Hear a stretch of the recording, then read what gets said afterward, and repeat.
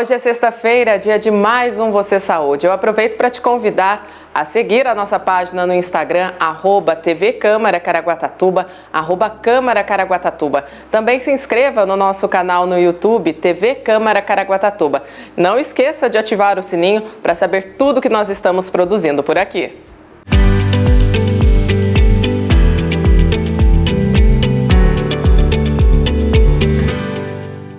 No programa de hoje nós vamos falar sobre dois temas: as disfunções causadas pela tireoide e também a diabetes.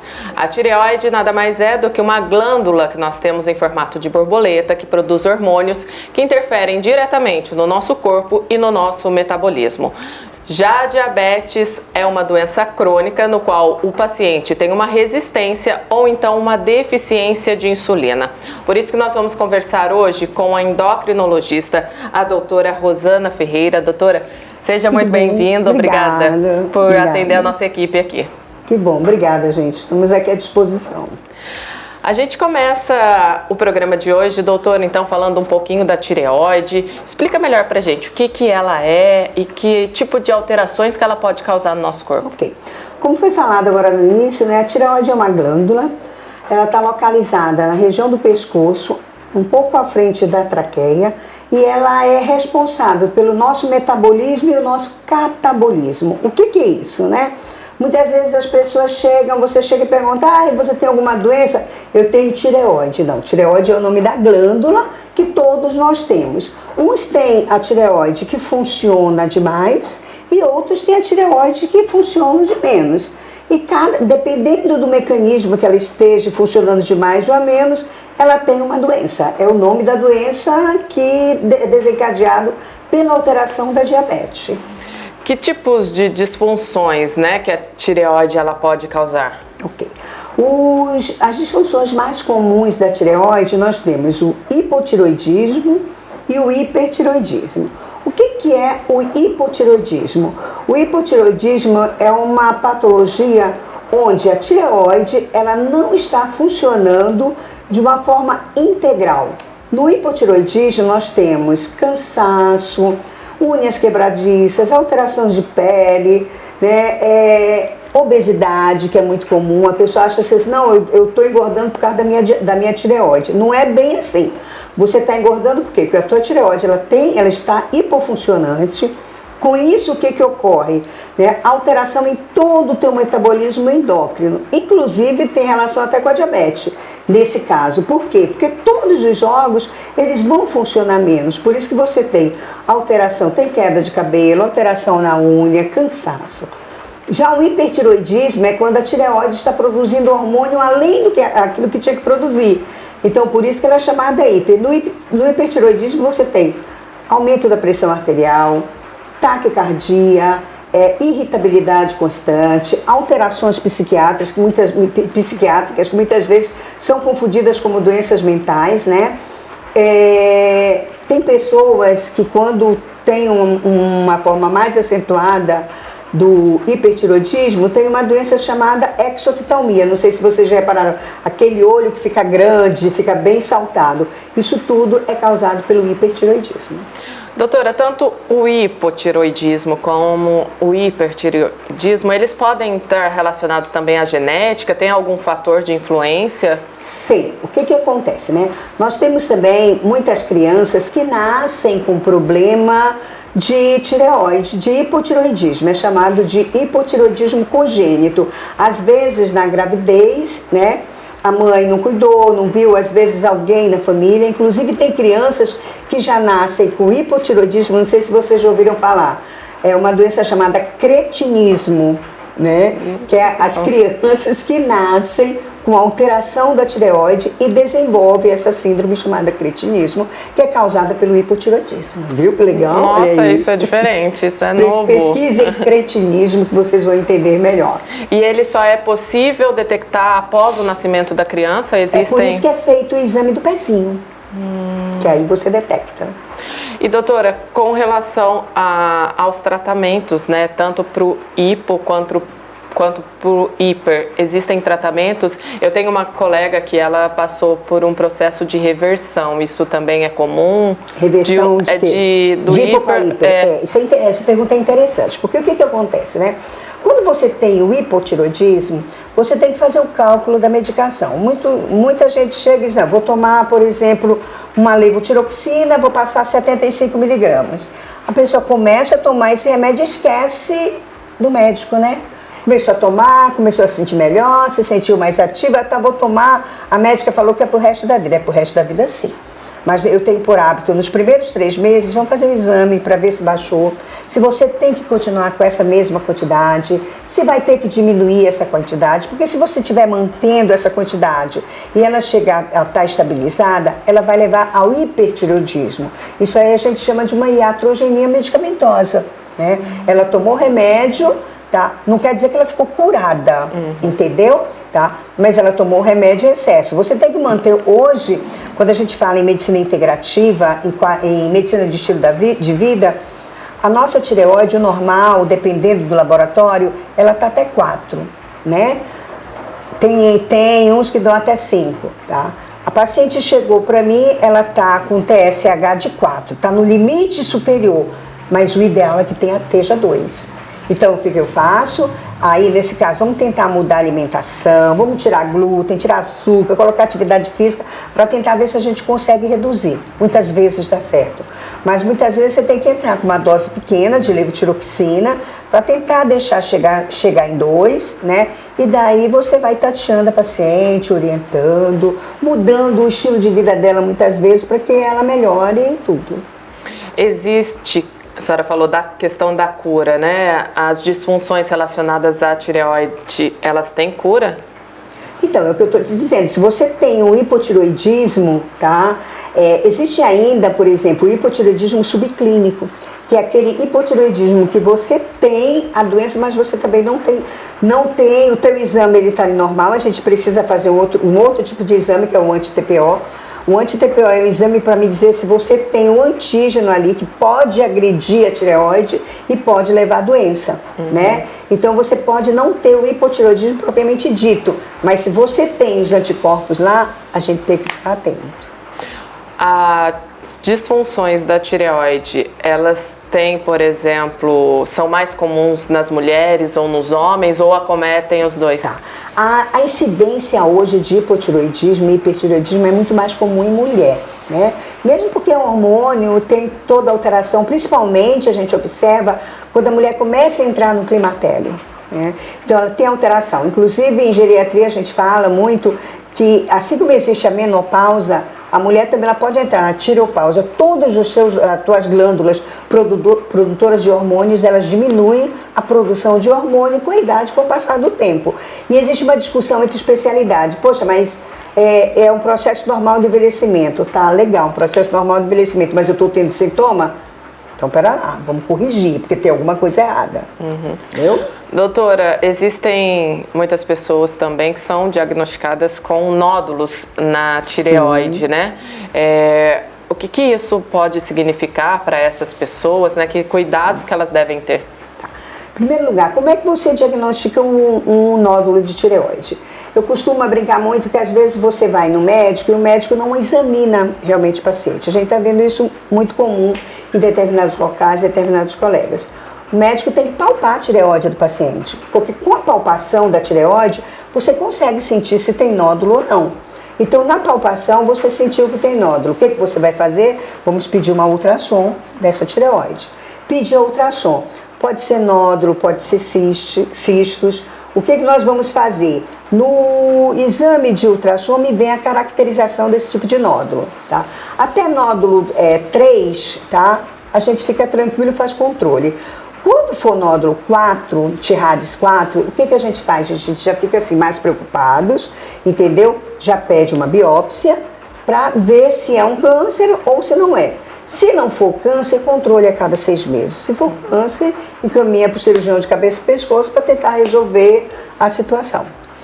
Essa questão dos nódulos também, elas estão bastante ligadas às mulheres, assim, é mais comum na mulher? Pela minha experiência, tá, é mais comum em mulher, tá? E mesmo na literatura ela fala mais comum, e realmente é verdade. A gente vê poucos homens com problema. E toda a minha vida, nossa, legal a sua pergunta, porque toda a minha vida na profissão eu tenho acho que 2 homens só que me passaram e era câncer. Ah, então. Entendeu?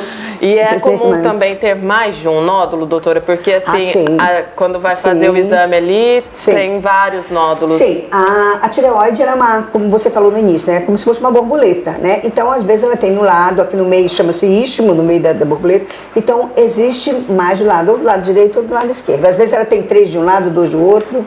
Uhum. O que a gente pode deixar também de dicas, né, para as pessoas, porque principalmente quando é diagnosticado com o nódulo, quando vê que tem um nódulo ali, as pessoas já, ai meu Deus, estou com câncer, né? Essa semana eu avaliei uma paciente, o que acontece muito questão de nódulos, né? As pessoas acham que porque tem nódulo na tireoide, entendeu? Ela tem que tomar algum remédio, tem que fazer algum tratamento, não. A tua tireoide, que você precisa saber se ela está funcionando normal, se ela é hipofuncionante ou se ela é hiperfuncionante, independente dos nódulos, tá? Se tiver um nódulo, foi diagnosticado aquele nódulo, tem que fazer a diferenciação para ver se é maligno ou benigno e tratar, se for maligno. Se for benigno, não há obrigatoriedade de você tomar um hormônio, fazer uso da medicação, desde que a sua produção de hormônio esteja normal. Para as pessoas que estão passando por esse processo de avaliação da tireoide, para saber como é que está, o que também elas devem saber, né? É preciso elas, eu tenho esse problema, já vou no médico já falando isso para ele, ou pedir um exame específico, ou o exame que já se pede em rotina já é o suficiente? O que acontece, tá? É preciso que procure um médico que tenha conhecimento daquele assunto, porque às vezes você vai no colega e, não, doutor, olha, eu tenho problema na tireoide, eu quero que faça isso. Eu vou falar uma coisa que eu costumo falar e às vezes parece assim, questão de bronca. Tem pacientes que chegam com uma lista, eu costumo dizer, gente, aqui não é supermercado. Me diz o que você sente, eu vou raciocinar, vou te examinar. Em cima dos teus sintomas, a gente vai pedir o exame e cuidar de você, né? Porque às vezes você já vem, hoje a gente tem acesso à internet e as pessoas já vão, pesquisam tudo e já chegam falando para o médico uma coisa, impedindo que a gente tenha o raciocínio lógico. A chance de errar, nesse caso, do colega, do médico errar é muito grande. Entendeu? Então, muitas vezes você tem que chegar e bloquear e dizer, não, pera lá, esquece tudo, eu vou te examinar. Depois que eu falar tudo, né, aí a gente vai discutir em relação ao tratamento, como é que é, o que tem. Mas é importante que você faça realmente os exames de rotina, né? Que são TSH, T3, T4. Se tiver no momento do exame uma população suspeita de nódulo, é bom pedir um anti-TPO, um anti-TGO. Se você tiver uma suspeita de um hipertiroidismo, tem outro exame que é o TRAB. Então a gente tem muita forma de mexer. Às vezes você chega o médico só pediu T3, T4, TSH. Mas o T4 livre, o T3 reverso, se eu examinei o paciente. Então o profissional ele tem que saber até onde ele tem que ir. Para a gente finalizar esse assunto da tireoide, de quanto em quanto tempo as pessoas precisam estar avaliando se está funcionando tudo certinho? Eu não gosto de dizer de quanto em quanto tempo, né? Se você perceber que você está com aumento de queda de cabelo, as unhas estão fracas, estão quebradiças, não está conseguindo emagrecer, está começando a ter um quadro de obesidade, ansiedade, ou às vezes sonolência, procure um profissional para fazer o diagnóstico. Fez o diagnóstico, é importante que a cada 6 meses você seja reavaliado, deixe o profissional te avaliar, deixe o profissional te examinar, deixe o profissional tomar conduta e discutir com você como é que vai ser daqui para frente. A alimentação é importante nesse processo, o que a gente pode falar a respeito disso? Hoje, em medicina de estilo de vida, a gente está mudando muito a questão de alimentação, né? Nós sabemos que o açúcar, ele é o vilão, tá? Ele é o cara que mais, eu falo cara porque ele é o cara, viu? Que alimenta as células cancerígenas e os tumores, né? Então a gente começa a orientar, vamos diminuir açúcar, né, o carboidrato, orientar a mudança de estilo de vida mesmo, que eu acho importante. Tá certo, doutora. Agradeço a senhora por esse primeiro bloco, pelos esclarecimentos a respeito das disfunções da tireoide. A gente vai para um rápido intervalo, a doutora vai continuar aqui conversando com a gente e daqui a pouquinho a gente volta então falando sobre diabetes. Não saia daí. Estamos de volta com Você Saúde, hoje conversando com a doutora Rosana Ferreira, ela que é endocrinologista. Nós já falamos no primeiro bloco a respeito das disfunções causadas pela nossa tireoide e agora a gente vai conversar um pouquinho sobre a diabetes. Doutora, explica pra gente, né, o que é a diabetes na verdade?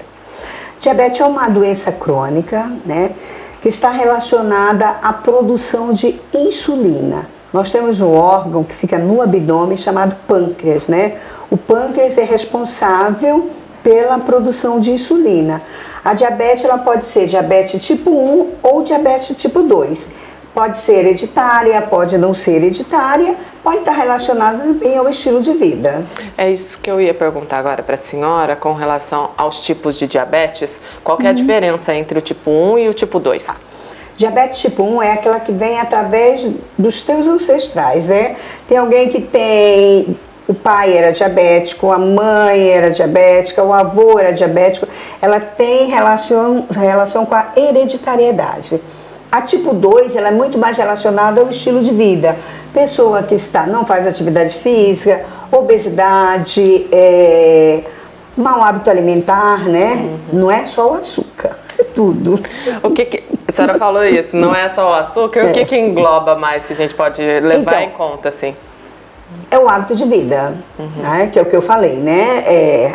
Não faz atividade física, obesidade, comida desregrada, uso excessivo de refrigerante, uso excessivo de doces também, a gente pode colocar, porque isso faz com que você engorde, com que diminua totalmente o teu metabolismo, né? Com isso, a tua glândula vai produzindo o número de insulina reduzida, que faz com que você adquira diabetes. Quando a pessoa vai ao médico, passa ali pelos exames, o médico faz o diagnóstico lá, ele olha e fala assim, você está pré-diabético. O que quer dizer isso, doutora? O que acontece? A diabetes, ela tem uma relação, né? É um índice que você olha. Então, ele até 99 diz que ele está normal. Acima disso, ele está começando a fazer, você não tem uma diabetes propriamente dita. Por quê? Para eu dizer que o paciente tem diabetes, eu tenho que pedir uns outros exames. Quais são esses exames? Posso pedir um teste de intolerância à glicose, posso pedir um anti-GAD, né, para ver se ele tem, para confirmar. Mas como o paciente, ele não tem uma obesidade, mas ele é um paciente sedentário, ele é um paciente que você sabe que ele não tem uma alimentação regrada, e esse paciente é aquele paciente que com dieta a glicose dele volta ao normal. Ele não precisa tomar medicação, né? Quando está acima de 120, você já diz, bom, pera lá, vou pedir os exames específicos para que nós possamos confirmar isso. Tem também a diabetes, que a gente chama, na realidade não tem só tipo 1 e tipo 2, né? É que eu não estou querendo aprofundar muita coisa, outra vez a gente pode aprofundar isso. Mas o que acontece? Tem aquele paciente que tem uma hiperglicemia só pós-prandial. É aquele paciente que você estava falando agora, da vovó, que ele comeu doce, tomou água, aí comeu outro pedacinho de doce, vai fazer um exame de sangue antes de 2 horas, a glicose dele vai dar alta. Por quê? Porque ele comeu uma quantidade de carboidrato, uma quantidade de glicose maior do que ele deveria comer. E o pâncreas dele não entendeu isso, o pâncreas dele não produziu a insulina suficiente para queimar isso. Então ele tem uma hiperglicemia pós-prandial. Como é que você trata esse paciente? Muitas vezes você introduz medicação, mas a mudança do estilo de vida, aí nesse caso, vai ser fantástica. Eu estava conversando com a doutora aqui no intervalo, eu perguntava para ela, minha avó, quando eu era criança, né, ela falava sempre assim, não pode comer doce e depois beber água, porque senão você vai ficar diabética. Então ela está explicando pra gente o que é essa relação que pode estar relacionada. Você sabe que você falou agora, eu me lembrei, né? Uma das clínicas da diabetes, a gente costuma formar, são as 3 polifagia, polaciúria e polidipsia. É a tríade dos poli. Quando você come doce, se você realmente tem uma diabetes, quando você entra em crise de diabetes, uma das coisas que você faz é tomar muita água. Então, quando você come doce, pode prestar atenção, você comeu doce, você tem sede. Então, pode ser que tenha sido relacionada a isso, doce e tal. Doutora, a diabetes, né? Às vezes a pessoa ainda não foi diagnosticada com diabetes. Ela apresenta sintomas? Sim, acabei de falar. As 3 polis são as primordiais, né? Polifagia, polaciúria e polidipsia. Entendeu? Polifagia, o que é isso? Ele come de uma forma exagerada e emagrece, tá? Polaciúria, ele faz bastante xixi, entendeu? Tá? E polidipsia, ele toma muita água. Então, essa daí é a característica. Você vê aquela pessoa que tá... Mulher também, ela tem... Muitas vezes ela tem corrimento vaginal e prurido na vagina. Muitas vezes, pessoa de 60 anos, aquela senhorinha que chegou no médico e disse, ai, doutora, ela não tem relação sexual, não tem nada, ela tá com coceira. Se pergunta, você tem diabetes? Não. Vamos fazer um examezinho de diabetes aqui para ver. Lá vem 200 e pouco. Às vezes ela nem sabia, né? A manifestação foi através de uma candidíase vaginal, de prurido vaginal. A diabetes, quando ela é adquirida com o passar do tempo, como que é feito o tratamento dela? Tem diferença também da diabetes nessa questão do tratamento? Então, vai depender do quadro clínico, do paciente. Muitas vezes, dependendo do valor que esteja, tá? A gente pode tentar, a gente entra com uma medicação para ajudar, mas é muito importante a mudança do estilo de vida, a mudança do hábito alimentar, orientar a atividade física, mesmo porque nós, quando vamos ficando mais idosos, nós começamos a desenvolver uma doença chamada sarcopenia, que é a diminuição da força muscular, né? Então, a atividade física para idoso com diabetes é fantástica. Por quê? Porque melhora o tono muscular dele, né? Hoje a gente está na era da medicina integrativa, a gente tem falado muito em creatina, da creatina para o idoso, porque melhora muito, melhora o tônus muscular, faz com que ele caminhe mais. O idoso com diabetes, ele perde muita massa muscular, né? Então, isso daí é importante mesmo a gente incentivar a questão de exercício e atividade física. A diabetes, ela não tem cura, apenas controle? A diabetes, ela não tem cura, ela controla, é uma doença crônica. E como que pode ser feito também os tratamentos para diabetes, sempre relacionado à alimentação e aos remédios? Só assim? Alimentação, atividade física e mudança do estilo de vida. Agora, doutora, como que os pacientes podem monitorar, né? No caso das pessoas que não têm a diabetes hereditária, né? Eles podem monitorar para não chegar a adquirir a diabetes? Então, ou ele tem o aparelhinho, né? Que no serviço público, para você adquirir, você tem que ter diabetes. Então, não tem como. Ou ele compra na drogaria, ou então ele com o próprio médico, consultando o médico, indo fazer uma avaliação uma vez por ano ou a cada 6 meses, no exame de glicose a gente vai saber quanto é que está. Mas não esquecer dos sintomas, porque comecei a engordar muito, comecei a comer muito, não estou engordando, né? Estou fazendo muito xixi, acordando muito de madrugada para fazer xixi, que também não é patognomônico. O que acontece? Acordar de madrugada, às vezes é o teu cortisol que está alterado, então tem que avaliar. Mas tem que procurar um médico para que seja feita uma avaliação completa. Completa, né? Quando a gente vai fazer um exame de sangue, normalmente eles pedem ali o jejum entre 8 e 12 horas, dependendo do laboratório. A dieta que a gente faz naquele dia tem muita influência a respeito nos resultados, que pode também isso dar impacto na hora? Antigamente, no meu tempo lá atrás, a gente pedia 12 horas de jejum, né? Hoje já é 8 horas. Eu geralmente, meus pacientes, eu costumo orientar. Você vai fazer o exame, mais 8 horas de jejum. Procura jantar às 6 horas da tarde, evita comer menos carboidrato, menos coisa com açúcar, para que eu tenha realmente uma condição de certeza que aquele exame é real. Mas quando eles chegam no laboratório, eu vejo alguma coisa alterada, eu digo, escuta, você jantou que horas? Que horas você fez o exame? Então eu já tenho ali o norte para saber se aquele exame tem alguma coisa relacionada. Eu começo a tratar, dou um prazo, digo, vamos repetir o exame de novo, entendeu? Então, a clínica ainda é soberana. Você tem que avaliar o paciente, conversar, entendeu? Hoje a gente estava até brincando, né? Porque a minha consulta demora 1 hora, 1 hora e 20. Eu não consigo mais atender rápido, o tempo vai passando e eu aprendi que o paciente precisa realmente ser acolhido, né? Ninguém procura ninguém se não está precisando, né? Mesmo que seja, às vezes não tem nem doença, mas ele precisa de um abraço, ele precisa que alguém ouça o que ele está falando. Então, geralmente isso é muito importante para ele, até que você chegue no resultado, ele traz o exame, mas como é que você estava quando você fez esse exame? Como é que estava a tua cabeça, emocionalmente? Tudo isso influencia as questões hormonais. Quais os riscos que a diabetes pode apresentar ao paciente quando ele sabe que tem e não controla? E tem pacientes assim, né? O paciente pode ter cegueira, pode ter AVC, uma insuficiência vascular que leva à amputação, geralmente começa do dedinho halo, que você vai subindo para a perna, então ele vai levando a amputação, infarto agudo do miocárdio, são várias complicações que eles podem ter. Qual a orientação que a senhora pode deixar para o pessoal que já sabe que tem a diabetes ou então que está desconfiado? Eu acho que a maior orientação é o que eu daria, que eu falo realmente até na minha família, tá? Leva a sério, entendeu? Se cuide. Ninguém ama você mais do que você, tá? Diabetes é uma doença crônica e mata, entendeu? Pode levar a AVC, pode levar a amputação. Procure um profissional que você acha que para você seja bom e que vá cuidar de você e levando você a sério e que você possa levar esse profissional também a sério. Para as pessoas que têm essa questão, quando a pessoa sente que a diabetes está baixando ali, né, que está precisando... Da hipoglicemia. A hipoglicemia. O que a gente pode deixar também de recado para esse pessoal? Porque, como eu falei, né, tem muita gente que não cuida, sabe que tem, acaba não cuidando, assim, os cuidados que deve ter. Hipoglicemia é uma coisa interessante da gente falar. Por quê? Tá? Muitas vezes você está em algum lugar, aí a pessoa desmaiou, está sentindo mal.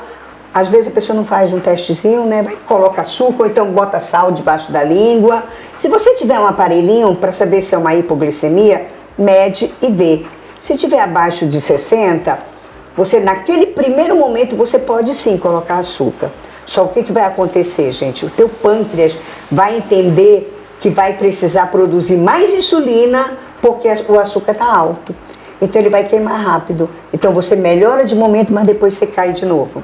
Então você dá o açúcar no primeiro momento e logo em seguida um carboidrato. Se eu tiver alguém passando mal de vai ali, compro uma coxinha e boto para comer uma coxinha. Ele tem que comer um carboidrato para poder segurar aquela glicose lá, senão não adianta nada. Então é sempre bom, né? Se possível, ter alguém por perto que saiba da condição, claro, e já para poder orientar, nos países de primeiro mundo, né, principalmente na Europa, eles têm um canal de televisão que dá só orientação de primeiros socorros, né? Em Portugal, o SAMU deles lá chama-se ENEM, né?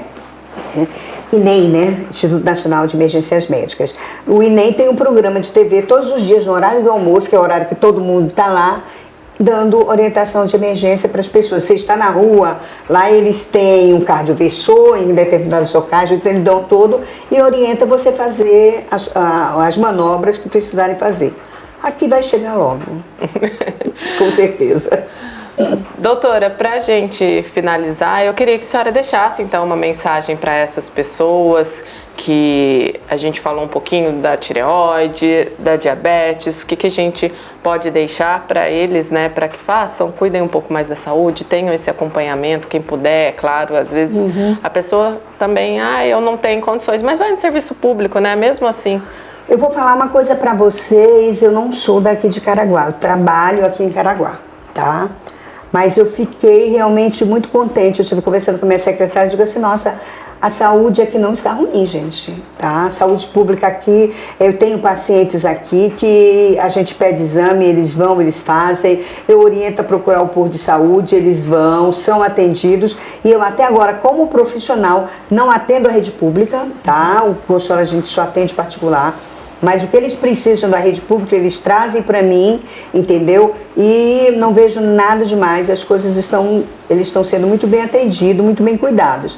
O que você precisa fazer é isso, tá? Como eu falei anteriormente, ninguém ama você mais do que você. a vida, apesar de estar difícil, mas ela é boa de ser vivida. Então nós devemos cuidar da nossa saúde. O nosso corpo, tá? Ele é um corpo que deve ser tratado, deve ser cuidado, porque esse corpo ele não pertence só a gente, pertence a Deus. Então nós temos realmente que cuidar daquilo que foi dado pra gente. Deus nos deu um corpo e a gente precisa cuidar. É o nosso bem maior, praticamente, né? Com certeza. Doutora, muito obrigada por atender a nossa equipe. Estamos à disposição. Por trazer tantos esclarecimentos aqui pra gente. Foi muito bom, viu? Obrigada. Obrigada a você, querida. Tudo de bom.